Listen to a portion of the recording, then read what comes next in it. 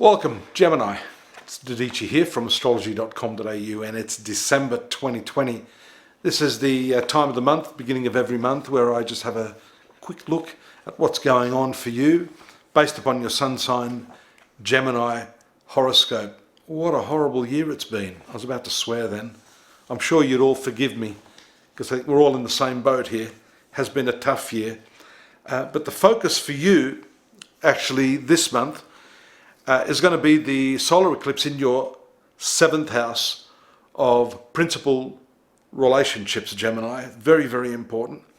That's the time when the new moon, the sun, and the lunar nodes are all impacting on your life, and they're impacting in that specific area that is your relationships.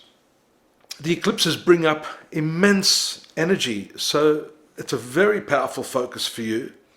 That's also underpinned by the fact that over the last 12 months you've had Jupiter and Saturn and Pluto, if you recall from some of the previous readings that I've done, in your 8th house, the psychological house, the house of psychological hurts. It is also the house of intimacy, shared money, banking, annuities, all of that sort of stuff.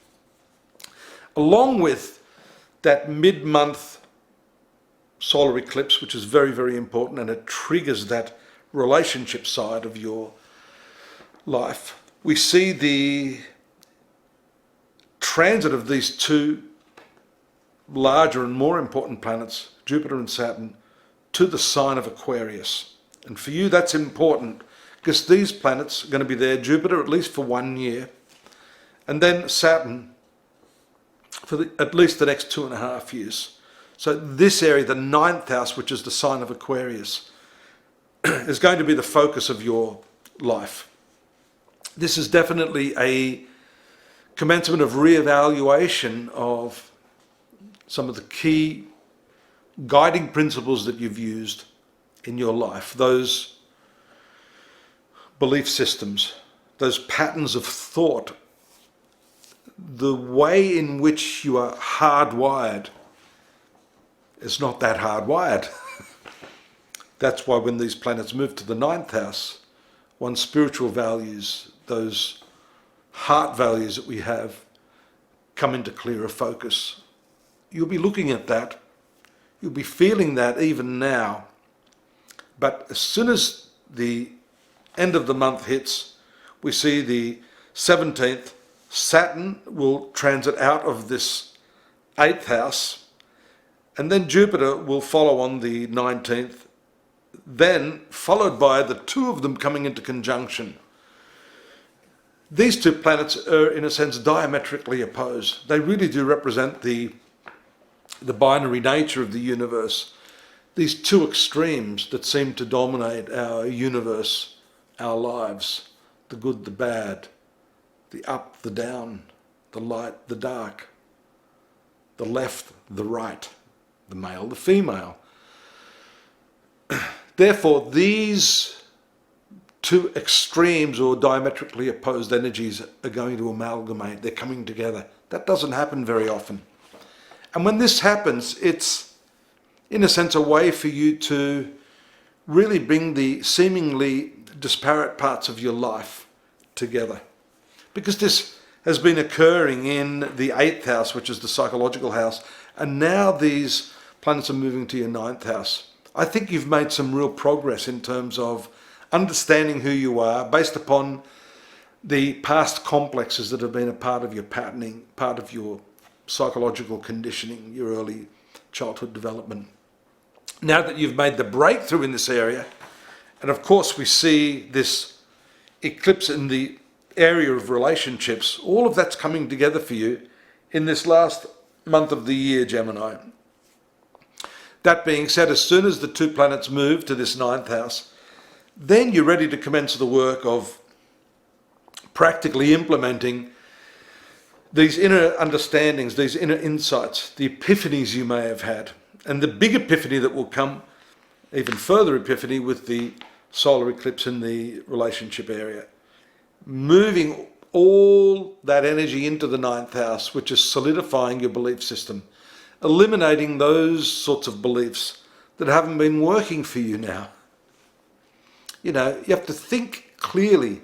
What are the sorts of things, not just your philosophical belief systems, because the ninth house has to do with the higher mind, the way you reason, the way you understand things on an intuitive level. The third house of your horoscope, and Gemini is the natural third house ruler, the natural third sign of the zodiac.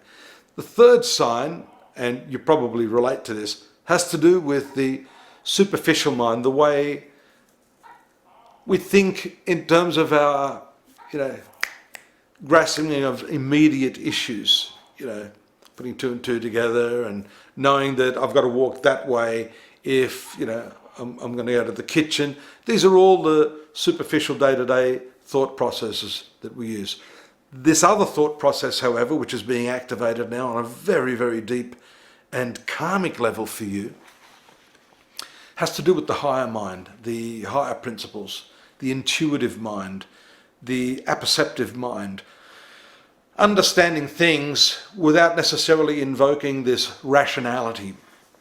And I think that's going to deepen your thinking processes, because I always say Gemini is a smorgasbord type person.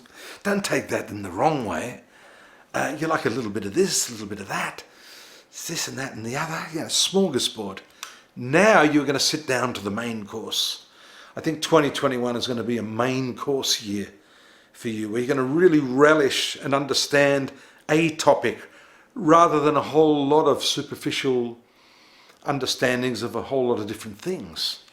So this is a wonderful period for you, and a time that you should embrace in terms of deepening your understanding, getting passionate about what it is you want to do, identifying with those things in your life that are really going to make a difference, applying these principle-based ideas not just to your philosophy of life, but to the work that you do, to the relationships that you're in. So this principle-based interactive process seems to be the focus for you in the very last month of 2020. Venus moves out of the sign of Sagittarius, out of the sign of Scorpio and into Sagittarius on the 16th, a day after that solar eclipse. On the 21st, there's what we call the Capricorn ingress, the movement of the Sun to the tropical sign of Capricorn. This is all your 8th house. You haven't let go a lot of this stuff, a little bit of loose ends there that you're tying up.